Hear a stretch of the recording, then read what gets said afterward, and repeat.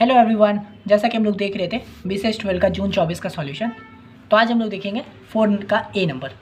तो देखिए, check the continuity of the function f x given below at x is equal to 0। तो यहाँ पे देखिए हम लोग को एफ एक्स दिया हुआ है और हम लोग को इसको चेक करना है, इसका कंटिन्यूटी क्या है, कंटिन्यूटी ऑफ द फंक्शन हम लोग को फाइंड करना है।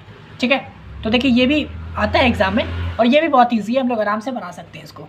ठीक है, तो देखिए इसको सॉल्व करेंगे। For continuity of a function, किसी फंक्शन का अगर वो कंटिन्यू है कि नहीं, उसकी कंटिन्यूटी है कि नहीं, उसके लिए क्या होना चाहिए हम लोग का, f x is equal to L H L is equal to R H L. ठीक है यानी कि इसका लेफ्ट हैंड साइड जो है और मतलब राइट हैंड जो है वो हम लोग का सेम होना चाहिए, सब हम लोग का तीनों बराबर होना चाहिए। ठीक है, तो हम लोग पहले एल एच एल को फाइंड करेंगे। एल एच एल मतलब लिमिट, मतलब लोअर लिमिट जो होता है वो।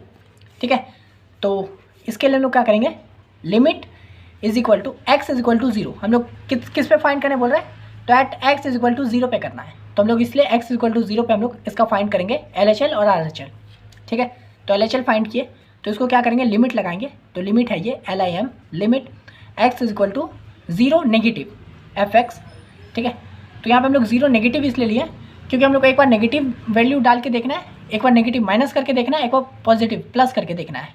ठीक है, तो पहले हम लोग x is equal to 0 negative ले लेते हैं, f x is equal to, यानी कि हम लोग लिमिट लगा दिए इस एफ एक्स पे, ये जो गिवन दिया है इस पर। तो अब देखिए इज इक्वल टू क्या हो जाएगा, यहाँ पे आगे बढ़ेगा तो लिमिट ऑफ, मैंने ये एक्स, ये जो एक्स है इसको एच मान लेंगे। ठीक है, तो एच इज इक्वल टू 0। अब यहाँ पे सिर्फ सिंपल 0 लेंगे क्योंकि हम लोग अब फंक्शन में ये जो नेगेटिव वाला काम है उसको यूज़ करेंगे। तो क्या हो जाएगा, यहाँ पे ये 0 है तो क्या हो गया, एफ 0 माइनस एच हो जाएगा। ठीक है, यहाँ पे 0 माइनस एच हो जाएगा क्योंकि हम लोग का ये नेगेटिव में था तो इसलिए 0 माइनस एच हो गया क्योंकि हम लोगों ने एच लेट किया है। तो ये हो गया 0 माइनस एच। अब देखिए तो इसको सिंपल करेंगे तो लिमिट एच इक्वल टू 0 वही रहेगा और ये 0 माइनस एच क्या हो जाएगा, माइनस एच हो जाएगा। ठीक है, अब देखिए वही लिमिट एच इक्वल टू 0। अब यहाँ पे देखिए ये जो है माइनस एच है वो क्या है, नेगेटिव में है ना, मतलब क्या 0 वैल्यू नहीं है इसका, नेगेटिव में है। तो नेगेटिव में है मतलब क्या, यहाँ पे 2 वैल्यू है, जहाँ पे एक बार जो है एक्स क्या रहेगा, 0 रहेगा और एक बार जब 0 नहीं रहेगा। तो ये तो हम लोग का नेगेटिव में है तो इसका मतलब हम लोग का क्या है, इसी पे जाएगा क्योंकि यहाँ पे तो x इक्वल टू 0 है, यहाँ पे डायरेक्ट लगाना होगा। तो ये नॉट इक्वल टू में ही हो सकता है कि माइनस भी हो सकता है ना। तो इसलिए हम लोग यहाँ पे इसका यूज़ करेंगे, ये वाले फंक्शन का। तो यहाँ पे इसलिए हम लोगों ने लिख दिया है 2। अब यहाँ पे देखिए यहाँ पे एफ एक्स था तब यहाँ पे हम लोग का 2 मॉड एक्स बाई एक्स था, यहाँ पे क्या है एफ माइनस एच है ना। तो यहाँ पे क्या हो जाएगा, सिंपल एक्स की जगह पे माइनस एच आ जाएगा, है ना। तो वही लिखे हैं 2 मॉड के अंदर minus H divided by H, है ना। अब आगे सॉल्व होगा, लिमिट एच इक्वल टू 0। ये आपको पता है मॉड के अंदर नेगेटिव वैल्यू नहीं रहता है तो ये माइनस एच एच हो जाएगा डिवाइडेड बाई एच, एच से एच कैंसिल। तो क्या हो जाएगा, लिमिट एच इक्वल टू 0 क्या हो जाएगा, डायरेक्ट यहाँ पे देखिए वैल्यू आ गया एक, तो वही हो गया हम लोग का वैल्यू। तो यहाँ पे हो गया limit of h equal to 0 is equal to 2। ठीक है, तो हम लोग का एल एच एल क्या आ गया है, 2 आ गया है।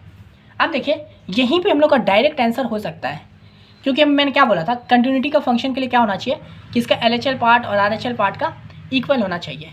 ठीक है, तो यहाँ पे हम लोग जब सॉल्व किए हैं तो एफ एक्स क्या है हम लोग का, ये है 0 पे, है ना। तो 0 पे है तो 0 पे 0 ही रहेगा और यहाँ पे हम लोग का एल एच एल क्या आ गया है, तो 2 आ गया है। तो 0 इज़ नॉट इक्वल टू 2। तो हम लोग डायरेक्ट यहीं पे बोल सकते हैं कि भाई हम लोग का एफ एक्स जो है वो एल एच एल के बराबर तो है नहीं, तो इसलिए ये कंटिन्यूटी हो ही नहीं सकता है क्योंकि हम लोग क्या बोले थे, अगर कंटिन्यूटी चाहिए तो सबका सेम होना होगा। और हम लोग का एफ एक्स मतलब 0 लेंगे तो एफ एक्स क्या हो जाएगा, 0 तो 0 ही हो जाएगा।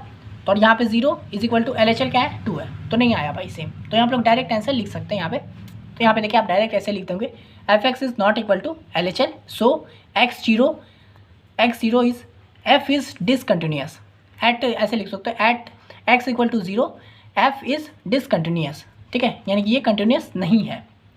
ठीक है, यानी अब मान लीजिए आप आर एच एल को भी सॉल्व करना चाहते हो तो आर एच एल में भी सेम क्या हो जाएगा, अब हम लोग नेगेटिव, एक बार नेगेटिव 0 लिए थे यहाँ पे, अब लिमिट लगाएंगे पॉजिटिव का, तो x equal to 0 positive f x के ऊपर लिमिट लगा रहे, फिर वही लिमिट h इक्वल टू 0। अब यहाँ पे प्लस में है तो यहाँ पे क्या हो जाएगा, 0 प्लस h हो जाएगा। ठीक है, तो 0 प्लस h हो गया तो ऐड करेंगे तो h ही रहेगा। अब देखिए लिमिट h इक्वल टू 0। अब यहाँ पे देखिए एफ एच है, ये h क्या है, यहाँ पे h इक्वल टू 0 है और यहाँ पे भी h है। तो यहाँ पे सिंपल क्या लगेगा, ये वाला लगेगा x इक्वल टू 0। यहाँ पे भी देखते हैं 0 है और यहाँ पे डायरेक्ट फंक्शन ही आ गया है, h ही आ गया है, तो यानी कि 0 वाला ही लगाना होगा। तो इसलिए हम यहाँ पे डायरेक्ट 0 ले लेंगे और 0 ऑफ 0 तो 0 ही होता है, लिमिट ऑफ h, यहाँ पे डायरेक्ट वैल्यू आ गया तो 2 0 ही हो जाएगा। जैसे यहाँ पे 2 आ गया था तो 2 फाइनल आंसर, यहाँ पे 0 आ गया था तो 0 फाइनल आंसर। तो देख रहे, तो यहाँ से भी हम लोग बता सकते हैं कि LHS और RHS इक्वल नहीं है, यानी कि ये जो हम लोग का फंक्शन है वो डिसकंटिन्यूअस है। तो सिंपल आप यहाँ पे ऐसे लिख दीजिएगा, आपको ये भी निकालने की जरूरत नहीं है, डायरेक्ट यहाँ लिख सकते हो। ठीक है, तो इस तरह से हम लोग ने 4 का ए नंबर क्वेश्चन बना लिया है। इस तरह का प्रीवियस में आया है, आप उसको बना लोगे तो और अच्छे से समझ जाओगे चीज़ों को, डिफरेंट तरह का भी बात को। ठीक है, अब देखिए नेक्स्ट क्वेश्चन 4 का भी। तो ये क्वेश्चन बोल रहा है determine the vector and the cartesian equation of the line passing through the point 1 -1 -2 and parallel to vector 3i - 2j + 5k। ठीक है, तो देखिए इस तरह का क्वेश्चन भी प्रीवियस में रिपीट होते रहता है, कई बार आया है, बहुत बार आता है। इसमें भी देखिए 2 तरह का होता है। एक तो होता है कि भाई आपको 2 पॉइंट दिया रहता है, बोलता है कि ये पासिंग थ्रू, मतलब इसके थ्रू पास हो रहा है तो वो पॉइंट करो। इसमें देखिए जैसे क्या बोल रहा है, पैरेलल है, ठीक है, पास हो रहा है और वो पैरेलल है इस वेक्टर के साथ। तो ये 2 तरह का क्वेश्चन आता है, आप दोनों समझ जाओगे, बहुत सिंपल है। वो जो पासिंग थ्रू वाला है वो प्रीवियस में कई बार आ चुका है, ये भी आया है, तो मैं यहाँ पे भी बता दे रहा हूँ। अब पहले वाला देखोगे तो उसमें भी समझ जाओगे। तो देखिए vector equation of line parallel के लिए क्या होता है, ये होता है, आप इसको वेक्टर आर पढ़ोगे। ठीक है, तो मैं यहाँ पे सिंपल आर बोल रहा हूँ। आर इज इक्वल टू, ये वेक्टर ऑफ ए है तो a + लैम्डा b।